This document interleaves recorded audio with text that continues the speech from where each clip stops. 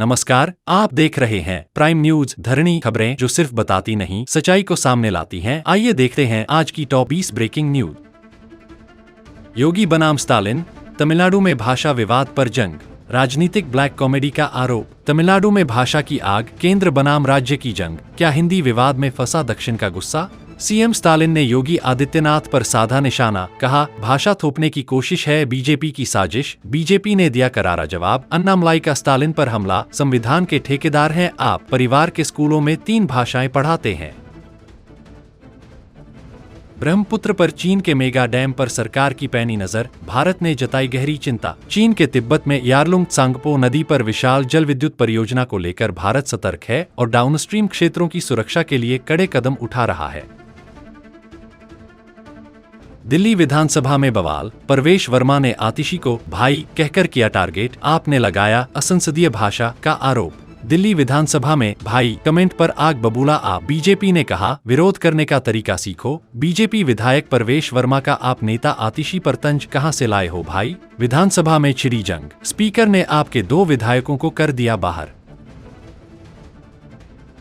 जम्मू कश्मीर में आतंकियों के साथ मुठभेड़ जारी, कठुआ के जंगलों में सुरक्षाबलों और आतंकवादियों के बीच गोलीबारी, ऑपरेशन तेज। कठुआ के सूफाइन जंगल में सुरक्षाबलों और आतंकियों के बीच भीषण गोलीबारी, सेना, एनएसजी, बीएसएफ और सीआरपीएफ का संयुक्त अभियान जारी। पाकिस्तान से घुसपैठ की आशंका, सुरक्षाबलों को मिले M4 कार्बाइन और ग्रेनेड, आतंकियों के खिलाफ बड़ा अभियान।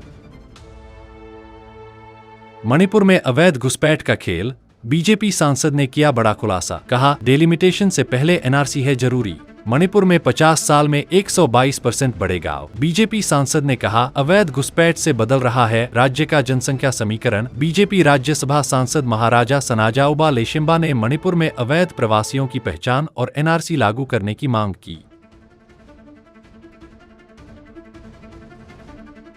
जम्मू कश्मीर में बड़ा बदलाव, हुर्रियत से जुड़े 2 और संगठनों ने छोड़ा अलगाववाद, अमित शाह बोले एकता की जीत। जम्मू कश्मीर से अलगाववाद का सफाया, अमित शाह का दावा, मोदी सरकार ने बदल दिया खेल। केंद्रीय गृह मंत्री अमित शाह ने घोषणा की कि JK तहरीकी इस्तकलाल और JK तहरीक इस्तिकामत ने अलगाववाद छोड़कर मोदी के नए भारत में विश्वास जताया।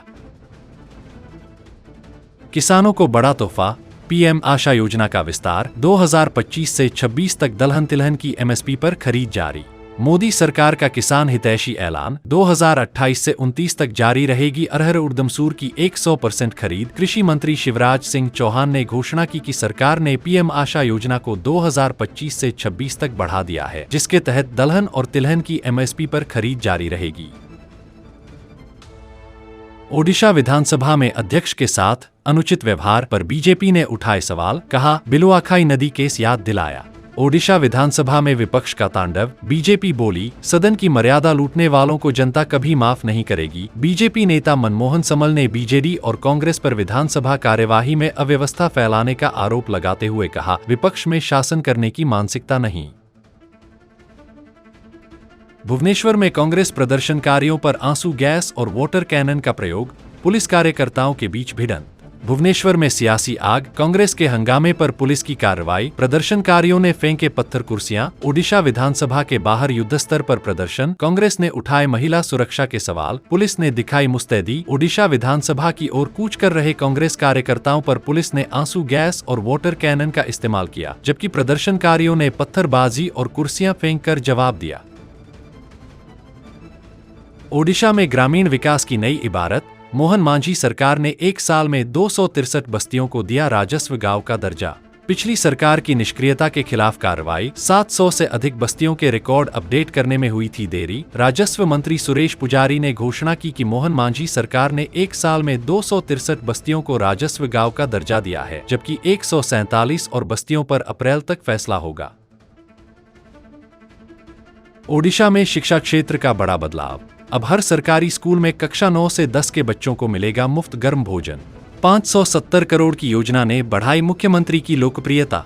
ओडिशा के छात्रों को मिलेगा पोषण का अधिकार। ओडिशा सरकार ने 2025 से 26 से राजकीय और सहायता प्राप्त स्कूलों में कक्षा 9 से 10 के छात्रों को मध्याह्न भोजन देने की घोषणा की, जिस पर प्रतिवर्ष 570.71 करोड़ रुपए खर्च होंगे।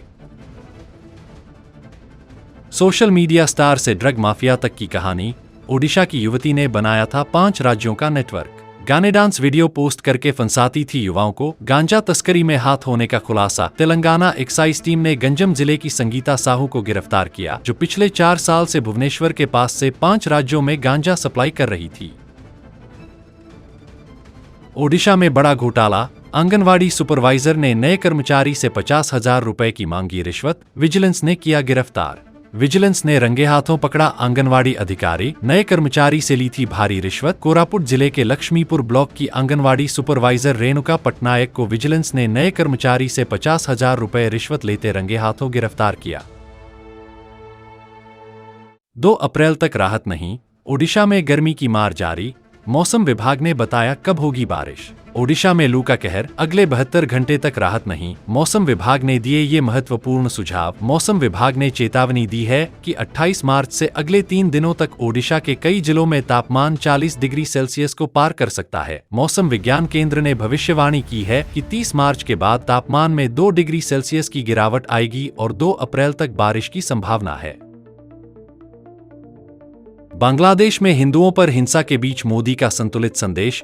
यूनुस को लिखा, हम आपकी चिंताओं को समझते हैं। बिम्स्टेक सम्मेलन में मोदी यूनुस मुलाकात पर सभी की नजर। क्या दोनों देशों के तनावपूर्ण रिश्तों में आएगी गर्माहट? प्रधानमंत्री मोदी ने बांग्लादेश के मुख्य सलाहकार यूनुस को पत्र लिखकर दोनों देशों के बीच शांति, स्थिरता और समृद्धि की साझा आकांक्षाओं पर जोर दिया।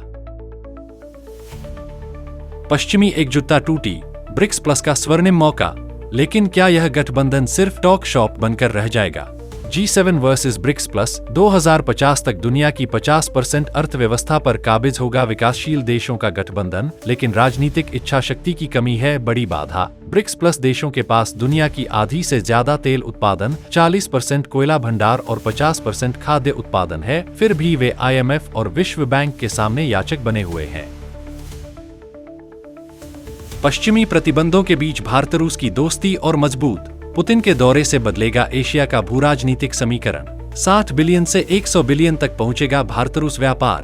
पुतिन के दौरे में होंगे कई बड़े समझौते। रूसी विदेश मंत्री लावरोव ने पुष्टि की कि पुतिन जल्द भारत आएंगे। द्विपक्षीय संबंधों को नई ऊंचाई पर ले जाने के लिए तैयारियां शुरू। यशस्वी अब जिम्मेदारी से खेलो। रोबिन उथप्पा का IPL 2025 में फ्लॉप प्रदर्शन पर बड़ा हमला। KKR के खिलाफ खराब पारी के बाद रोबिन उथप्पा ने यशस्वी जायसवाल को फटकार लगाते हुए टीम को संकट से उबारने की जिम्मेदारी निभाने की दी सलाह। अयोध्या राम मंदिर में किया दान, अब बचा सकते हैं 50% टैक्स। जानिए कैसे।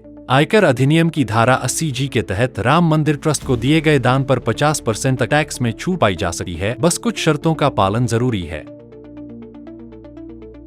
मंगल ग्रह की धूल बन सकती है, भविष्य के अंतरिक्ष यात्रियों के लिए गंभीर खतरा। शोध में हुआ बड़ा खुलासा। USC के नए शोध में पाया गया है कि मंगल की बारीक विषैली धूल फेफड़ों की बीमारियों, दृष्टि दोष और अन्य स्वास्थ्य समस्याओं का कारण बन सकती है। भविष्य के अंतरिक्ष अभियानों के लिए यह एक बड़ा खतरा हो सकता है।